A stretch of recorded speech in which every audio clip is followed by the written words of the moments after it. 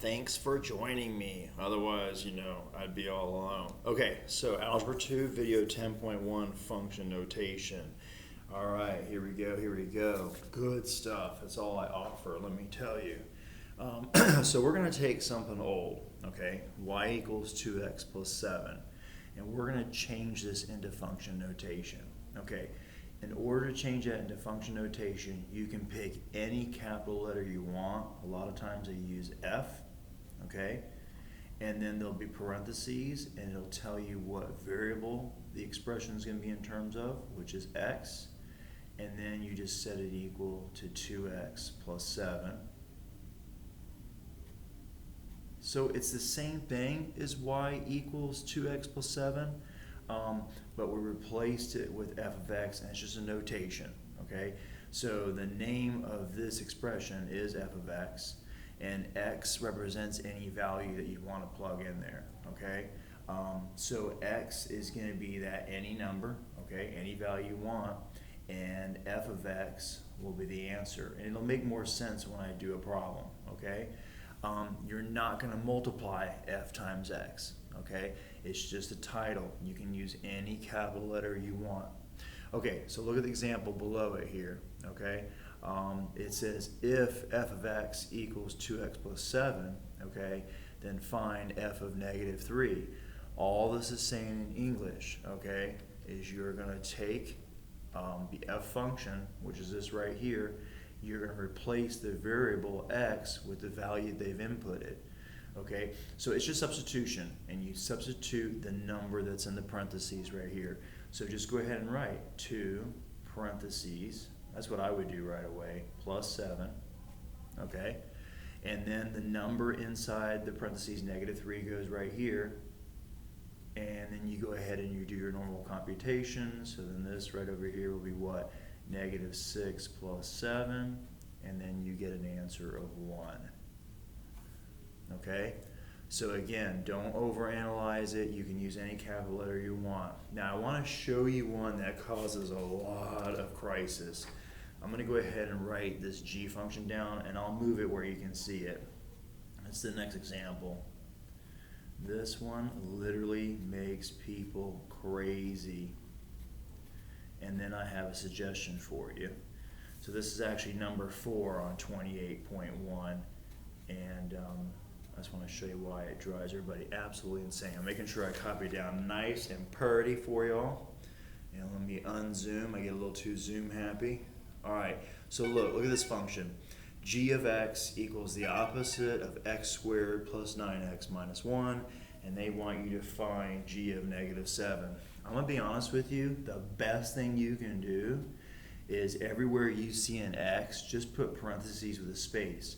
So you're going to leave this negative alone, but that x represents parentheses, where we're going to put a number in there and leave this squared, and then that 9 times parentheses, and then minus 1. And you're going to see why I'm making a big deal about this, okay? And let me unzoom a little bit more. Okay, good. Okay, so everywhere you see an x, you're going to replace it with negative 7. So you put a negative 7 here, you put a negative 7 here. Okay, people want to deal with this negative out front right away, but you can't, because you have to do that exponent first. You're going to do negative 7 squared first, which is negative 7 times negative 7, which is positive 49. Okay, but this negative is separate, so it changes it to negative 49. Over here, this is 9 times 7 is 63, but one of them is negative, so it's negative 63. And then this is just negative 1. So you notice everyone's negative here, okay? When you total that up, okay, all you're doing is just adding up all your negatives. So you're saying 49 negatives plus 63 negatives plus 1 negative.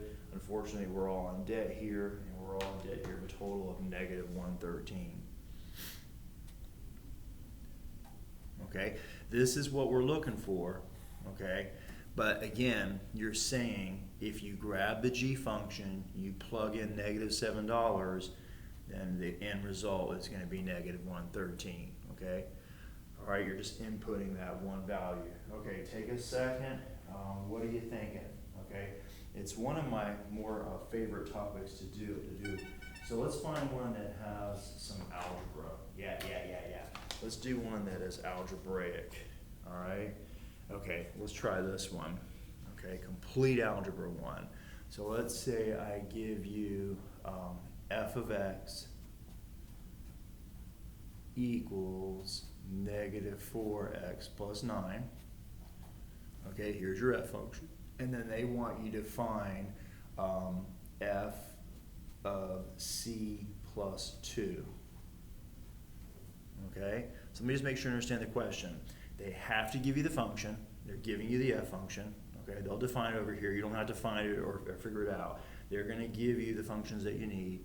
Right here, they want you to input algebra into the f function. Well, I like to make my life easy. So what I do, like I said, everywhere you see x in the expression, just put a big set of parentheses with space. And this way you'll realize all you're doing is just replacing what they give you, the c plus 2. See the c plus 2? You're replacing it in for x. All right, let me wait a second. Okay? And then all you're going to do is simplify that madness.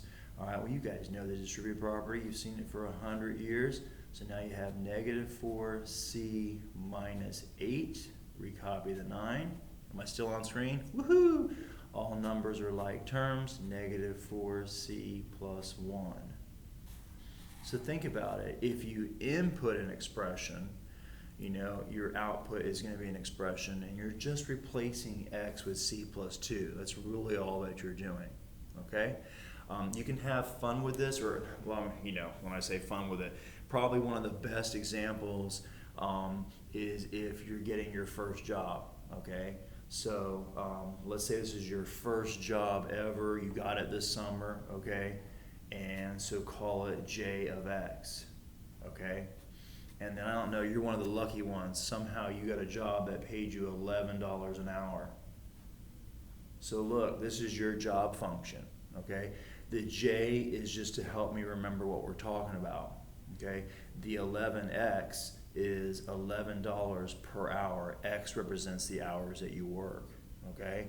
And so let's say I'm your boss, and you know, the first week, you know, I got you in there, you worked 8 hours. So then it becomes j of 8.